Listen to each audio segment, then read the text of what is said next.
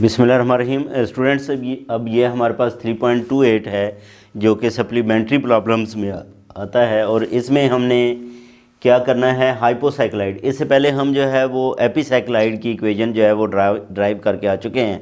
अब हमने हाइपोसाइक्लाइड की जो है वो कर्व जो है या पैरामीट्रिक इक्वेशन जो है वो डिफ़ाइन करनी है और ये भी जो है वो प्लेन कर्व ही है, यानी कि the hypocycloid is the plane curve.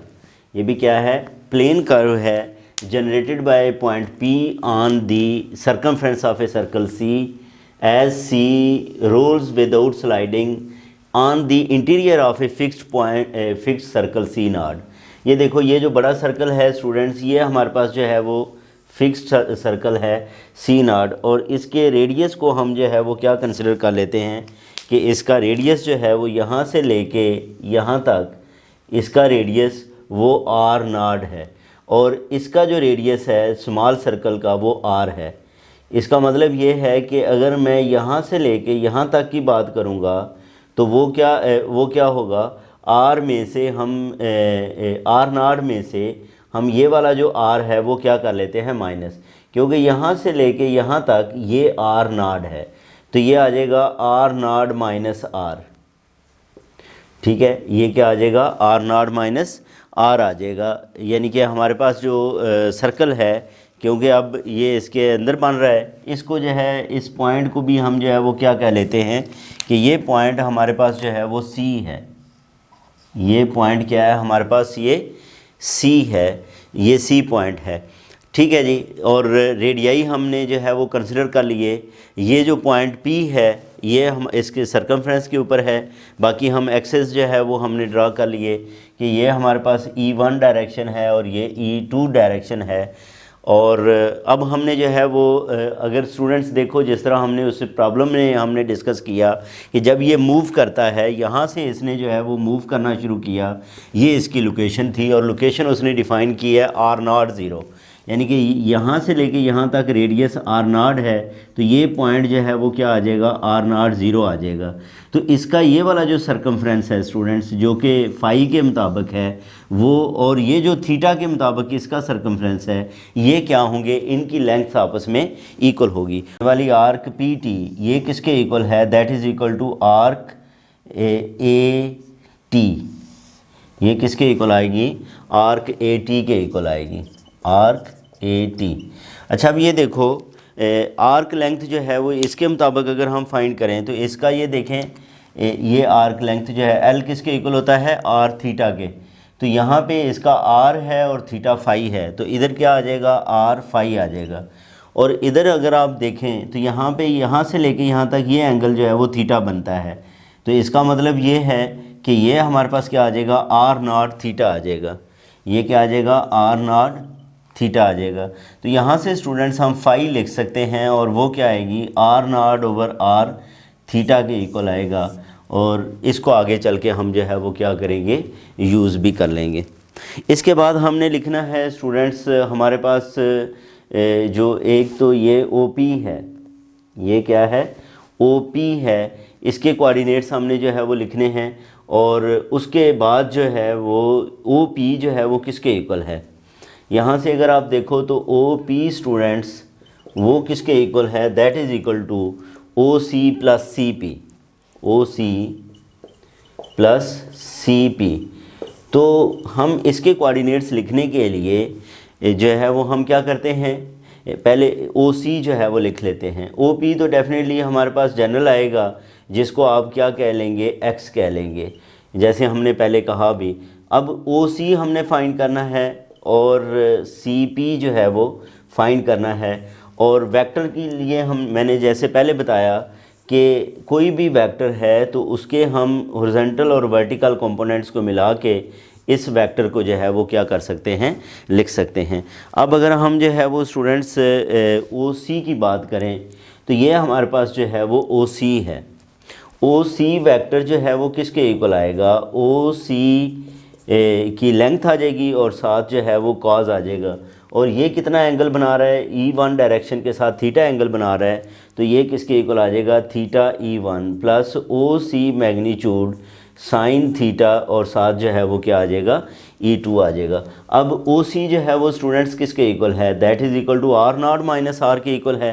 तो इसको आप लिखोगे R naught minus R cos theta E1 plus R naught minus R sine theta E2 लिख लोगे, और इसको मैं क्या कह लेता हूँ 3 कह लेता हूँ।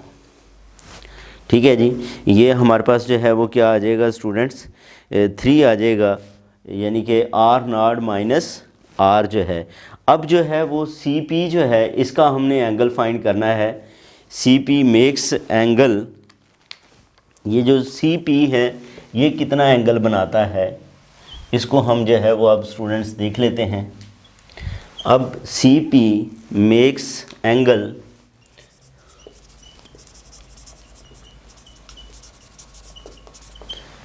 विथ E1,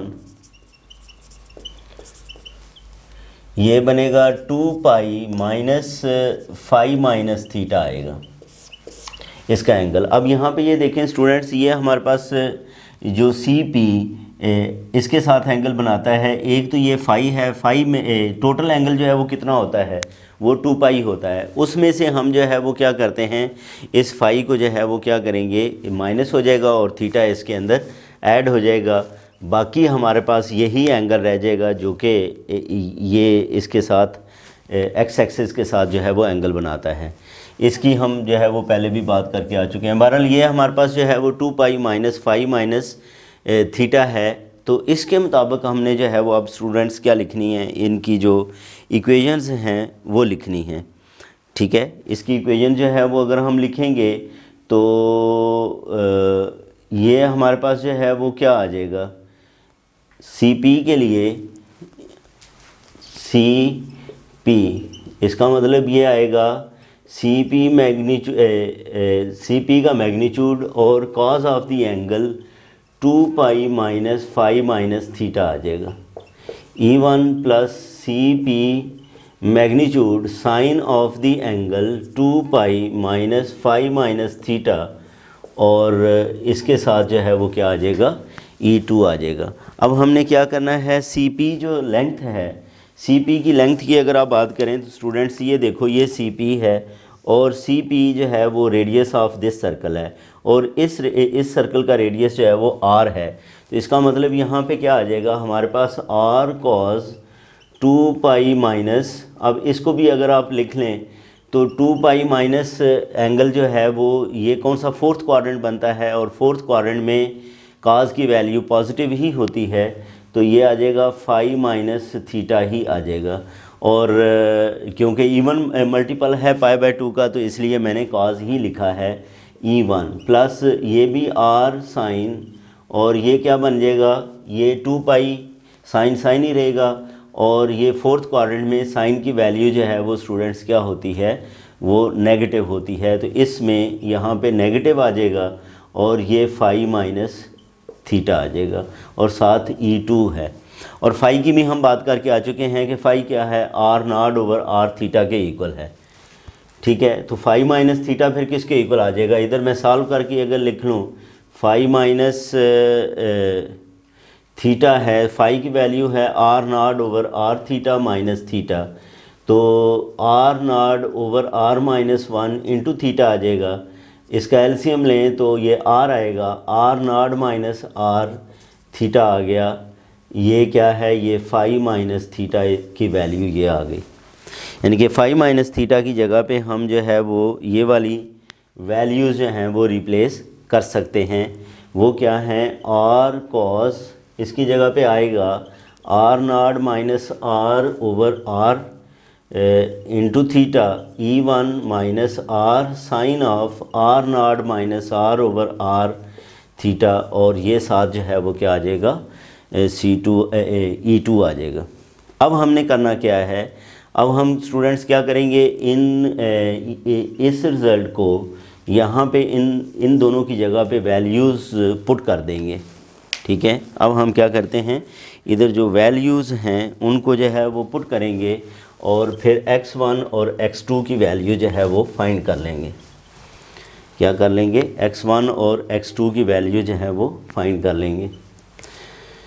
अच्छा, अब ये हमारे पास स्टूडेंट्स ये है OC,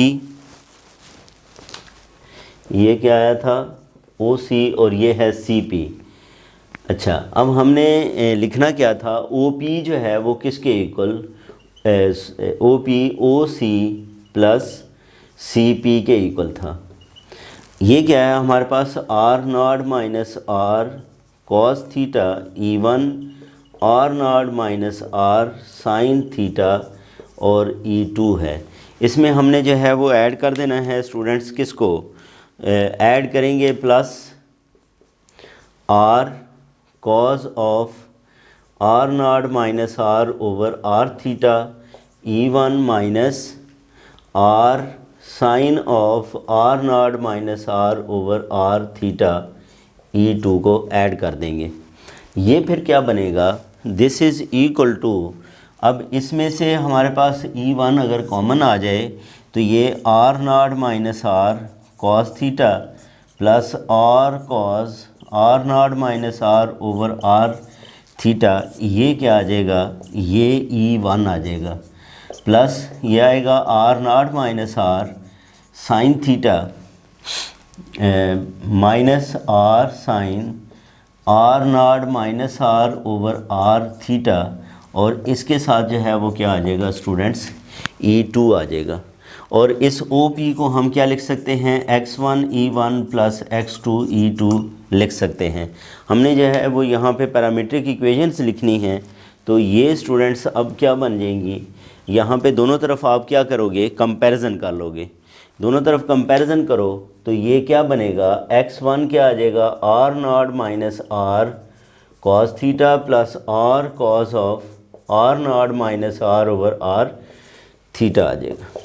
ठीक है जी, यानी कि R0 minus R cos theta plus R cos theta R0 minus R over R theta आ गया।